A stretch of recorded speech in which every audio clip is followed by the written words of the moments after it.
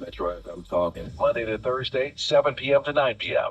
14 minutes to go to 8 o'clock. You are still tuned in to Metro FM Talk here on the Mighty Metro with myself, Morena Mothupi, standing in for Faith Mangope. If, of course, you missed that previous conversation that we did have with Metebogo Majokocha, just try and find as much information as you can about the hantavirus, but know that it is under control. Something that has seemingly not been under control for the better part of, democratic South Africa is transformation in the legal fraternity. Now, there is what they call the LSC, that is the Legal Sector Code. It was gazetted in September of 2024, and what it is a triple BEE framework that is designed to accelerate transformation in the South African legal profession. We are 32 years into democracy, and we are still trying to foster transformation. We're still trying to an extent, level the playing field that were unleveled by, apartheid. But yeah, the work is being done, right? So what this LSC is, what it seeks to do is, set targets for black ownership, management control, and procurement of legal services. But we're not going to get into it because it is, and, my legal practitioners will help me with the terminology. The case is still sub judice. It is still before the courts. So we're not going to unpack it that in depth, but we will talk about, transformation in the legal sector and why it is still something we are fighting about and debating about and arguing about, or even in some cases fighting against, right? Why are there certain, sectors of the fraternity itself, right? Certain parts of the fraternity fighting against this triple BEE framework, fighting against transformation, fighting against black ownership in this fraternity. I mean, we are out here telling our children that go to university to go be a lawyer, go there and go become an advocate. We are looking at the likes of, your advocate Alimpofu's, your advocate Temeka Nzuza Tobin, we're saying, we want you to go be those people, as a black child. Not that you can't be anything else, but we want you to go be those people. And yet the sector itself is not affording black legal professionals the right kind of space, to be empowered, right? Why is that? Well, I'm hoping that these two learned individuals, can shed some light on it. I'm talking to Phumla Mngwango, who is the chairperson of the Black Conveyancers Association, and Charity Nzuza, the chief executive officer of the Legal Practice Council. A very good evening to both of you. Phumla, a very good evening to you. Good evening. Good evening to you and to your listeners at home. And Charity, a very good evening to you as well. Thank you very much to the two of you for joining us here on Metro FM Talk. Good evening, Morena. And just to correct you, I'm the CEO of the Legal Sector Charter Council. Legal Sector Charter Council. Thank you very much for the correction. My apologies. Now, Charity, maybe let me start with you while we're at it. Why are we still here, 32 years into democracy? Why are we still fighting for transformation, especially in the nature that which this framework is intended, right? Where we're looking at black ownership, management control, procurement of legal services. Why is this still a thing that in 2026 we are still fighting for?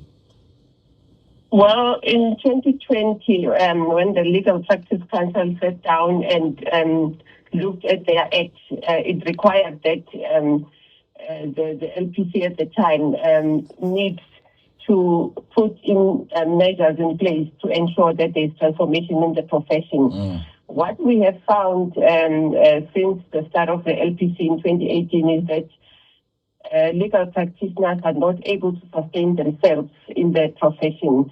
They are not getting inadequate access to quality work. They are discriminated in terms of the procurement practices that are there in the private sector. There is not any poor or consistent briefing patterns that are coming from the state organs, because we know that state organs are possibly the major procurers of legal services. They are not, and because of all these things, we have found that it is not easy for a legal practitioner to easily get to senior management roles in the law firms, mainly because they have not had any exposure in lucrative and complex legal work. So this is basically the reason why the decision was made to then develop implement the legal sector code. Pumla, a lot of, and whether or not we want to try and shy away from it, a lot of the very top law firms in this country are predominantly white owned. The partners and executives, they're white, and that's because they are organizations that existed pre-democracy, right? So I would imagine that a lot of this pushback for transformation or pushback of transformation is because we're 32 years deep and you're going to want to do this now, right? So then begs the question, why don't we start our own practices? Why do all these legal graduates in all of these top universities around the country not just start their own legal practices? What kind of hurdles are we facing that we don't have black-owned practices? Thank you so much for the question. The problem that we are currently having, that the legal sector code seeks to address, is the issue of transformation. In our sector is the least transformed. Even if you can open your firm, maybe in a matter of months or few years, you will decide to close that practice, because now, when you get on the other side, when you start practicing, the scales are not balanced. The white firms, they'll get better work that will sustain their practices, whilst you, as a black practitioner, you are still marginalized. There's inadequate access to sustainable flow of quality work. That applies both private sector as well as the state organs, which, as Charity correctly pointed out, is the major consumer of legal services. So this legal sector code seeks to address the racial injustices that we are still experiencing today, more than 32 years post-democracy. So basically, Charity, I mentioned his name just now. You have to be a Temeka Nguga Toby SC, you have to be at the levels of, but it takes many a decade to get there. You have to be, the Chief Justice Mandi Samaya. You have to be your Justice, Madlanga. You have to be there. You have to have shot the lights out so much, that anybody notices you, respects you enough to even give you an opportunity with quality work. So you have to work in these untransformed law firms and legal spaces and be undeniably great for you to even get a smidgen of respect in terms of the quality of work. Is that what we're talking about here? That's basically it, Morena. And let me just give you a background of how you even get to become a legal practitioner. 4 years of your LLB, or previously what was called BProc. Then you have to get into what we call articles now called the practical vocational training, and you spend 2 years. During that time, you are getting paid either nothing if you are doing Triple H, or you're getting paid something between 8 and 10,000 rands, and that is for a time of 2 years. So you spend 6 years, then you have to wait, let's say, about 4 months to get your name enrolled so that you can be admitted to become a legal practitioner. And during that time, there is no earnings potential. You are not earning any money.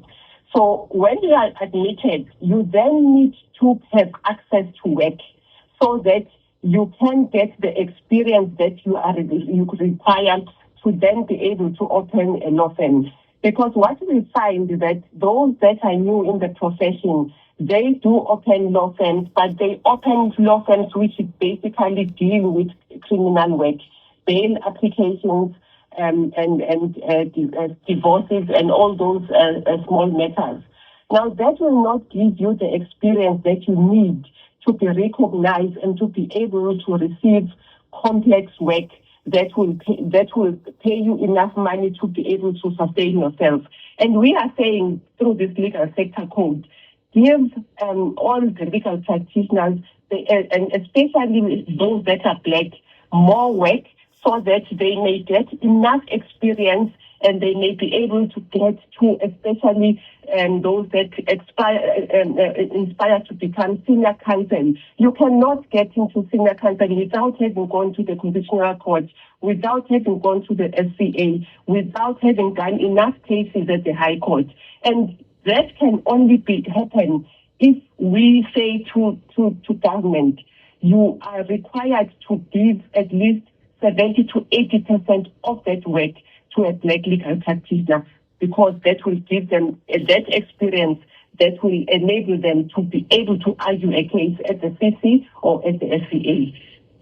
You know, Charity, one thing I love about lawyers, advocates, you know, people in the legal fraternity is that, yes, and I'm going to dumb this down to as though we are watching a legal drama or something. Yes, you know, you guys may be forced or be put in positions where you're defending people that go against your own models, right? But you're doing a job. Now, I'm going to ask this to say, you must still be people who are upholding, you know, the rule of law. So where does it not do that? The LSC, where is it still lacking in terms of ensuring that this particular code is really recognized? Where are the loopholes? Where are we missing the beat with this LSC? Or equally, is it solid and it needs not to be altered? It is solid, Morena. Obviously, with any piece of legislation or any instrument that is there that needs to be complied with, it will be put into practice. We will see if there is any part of it that needs to be amended. But we cannot just say that there is something lacking with the code, because a lot of people were involved in drafting the code. It was based on empirical evidence, and that we see. So it is there and it is adequate. And if this code is complied with fully within this year alone, we are confident that it will allow that a steady flow of work flows to a black legal practitioner, and they will be able to gain the right experience, to gain the resources that they need and infrastructure to start putting themselves together into creating the big law firms that we are saying are lacking from the black legal practitioners. And we can say that the white law firms are able to have the resources, the infrastructure. And we're saying that if you give the black LP more work, they will be able to sustain themselves economically and have the right resources to be able to form a group and create a big law firm, which is called a black big law firm, because none of that exists right now. Pumla, are the big firms monopolizing this fraternity? Are they trying to keep it among the boys? And I'll say the boys. I'm not essentially gender. I'm not being gender specific as to who dominates, but they're keeping it between themselves. The big boys, to say we don't want any of you smaller ones, even though we know how good of legal practitioners you are. We still feel like no, you're not part of us. You can't sit with us. Is this essentially a monopoly of the industry? Yes, you are correct. You are correct, Morena. It's still a white boys club, So the reason this legal sector code is challenged is that they don't want you to disturb their peace, because they are used to enjoying this pie alone. So if they don't challenge it, it is imposing a target that they are not comfortable with. For example, what they would like to see happening is that they get measured in terms of the generic code. If you look at the ownership targets as set in terms of those generic codes, in terms of this legal sector code, it says over a period of 5 years, black ownership, 50% black ownership must be achieved, right? Whereas in terms of the generic code, the target was only 25%. So you can imagine now this code is a problem because they are used to keeping it at that minimum 25%. And even worse for women. Women, in terms of the generic code, they were only supposed to, the target was 10%, but that has been increased to 25% ownership. So the reality of the situation is it's like you see a child who's used to playing alone with toys. Now, when you are saying, please share your toys with other children, then they will start throwing the marbles around, So that's the case. They want to keep it intimate and small, whilst we believe that we need to get the circle bigger so that we redress those racial injustices, of which the legal sector code is a good vehicle to ensure that transformation happens. Pumla, I want to maybe just bring it back to the child in varsity, and I say child, but, the young man and young woman in varsity now who since high school, maybe even since primary school, had identified being a lawyer as, the ultimate in their life. And they've sought to work themselves, blood, sweat, and tears to ensure that they achieve this. And in achieving it, they've done so, at that cum laude level. Like you are the best that whatever institution you went and studied at has ever seen. You essentially are the next big thing in this country and maybe even this world's legal space and legal fraternity. But now you're listening to this conversation and you're listening to what Charity Nzuza and Phumla Mngqangwa are saying, and you're thinking, what's the point? What is the point? That if I don't even want to own my own law firm, I would like to be part of a law firm that is going to respect the blood, sweat, and tears I've put in to my craft and I've put in to the work that I'm so good at. But then they just think to themselves, what is the point? Is there still a point? Yeah. To answer that, the stand that we have taken as the Black Conveyancers Association is the Black Conveyancers Association that took the then Minister Patel to court for failing to gazette the legal sector code. What we are fighting for today, we might not enjoy or reap the fruit of what we're fighting for, but we want to change the narrative, which seeks to elevate a white practitioner over a black practitioner. As if a black practitioner is inferior. At varsity, we do the same degree. After varsity, we do articles. It depends whether you manage to get articles, one-man practice or those big practices. But the bottom line is the minute you complete those articles or privilege, that's when the discrimination rears its head to say, as a matter of fact, you are black and I'm white.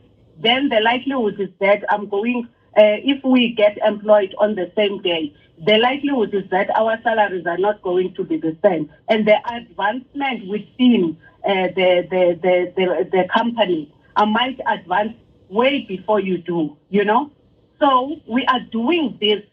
I'm away from my office for more than a week now. We are doing this so that we ensure that student at varsity doesn't have to taste what we are currently tasting as black practitioners. Before I let you go, ladies, Charity, maybe let me bring this one to you. What are the possibilities of circumventing this legal sector code? And I asked this to ask, you guys are in the legal space. You know this better than anybody else. Loopholes are what you guys eat for breakfast. Is there a way to find the loopholes in something that is as ironclad as the legal sector code, right? It was gazetted, it is being challenged, but let's say the challenge fails. And it now, of course, is set to be put to test, and it's going to be something that will be implemented. But can it be circumvented? Can you find a way around it? And I ask this to say, companies, especially if they're operating privately, they can always change policy and there's maybe nothing you can do about it. Can I change my law firm's policy to ensure that that which I was avoiding or that which I was trying to fight against, that which was being imposed by the code, I don't actually suffer it as much as the code would have made me suffer it? Can I, as a private firm, change my policies to protect myself? Yes, so we're saying that firstly, you need to elevate those that are possibly in management positions and give them a stake in your law firm so that they have voting rights and they share in the economic benefits of the law firm. But it's something that you have to work towards because you are given basically 5 years to get to the 50% ownership requirement. But if you find yourself, for example, that you might not have enough, which is highly unlikely, Morena, it's highly unlikely that you don't have a black legal practitioner who has been with your law firm and who can be elevated to a partner and whom you can groom to become the best partner that you want. There are other elements on the scorecard that you can also gain a lot of points from. And this is one that I want to just maybe speak about, where we speak about partnering and joint venturing or subcontracting of work. And we are saying that as a big law firm, you do not have to lose the work that you have been getting, but you are given points by sharing that work with a smaller law firm, so and share up to 35% of the work that is given to you. So that can also allow you to gain almost the same amount of points that you had before. And by sharing that or sub-venturing or joint venturing or partnering, you then are transferring the experience that the small law firm did not have and can gain by working with you. And what that does, it actually transforms the profession because you are then sharing the load of complex work between 2 or 3 law firms. And those people that are on those law firms are those that can qualify to become partners in your law firm because you shared work in terms in a joint venture or partnering. So those are the ways that you can work around, and also contributing to skills development because those points also contribute towards the scorecard of the law firm. And if you put money into skills development, that also transforms the profession because those same people whom you put money into will be qualified to become partners of the future. Absolutely. Well, this is a fight that is certainly, of course, if you're one that is very invested in the legal fraternity, this is a fight that is playing out in the Pretoria High Court, where some of the big law firms of the country, are challenging this legal sector code that was gazetted by the Minister, of course, Pakstau, back in September of 2024. Trade and Industry and Competition Minister, that is Pakstau, gazetted it in 2024. It is being challenged. And just to, in case maybe you're wondering listening at length to the conversation, what we've been talking about, this is a code that was gazetted then as a triple BEE framework designed to accelerate transformation in the South African legal profession, setting targets for black ownership, management control, and procurement of legal services. But of course, those top firms are challenging this, and again, if you're somebody that is interested in finding out or watching it play out, it certainly is a case that is playing out at the Pretoria High Court. I want to thank Phumla Mngwango, of course, who is from the Black Conveyances Association, chairperson of that particular body, as well as Charity Nzuza, who is the CEO of the Legal Sector Charter Council. Thank you very much to both of you ladies for that particular conversation. One that I think will continue to be had, on this particular platform, but one that I know SABC News is following quite in-depthly. Pretoria. Coming at you.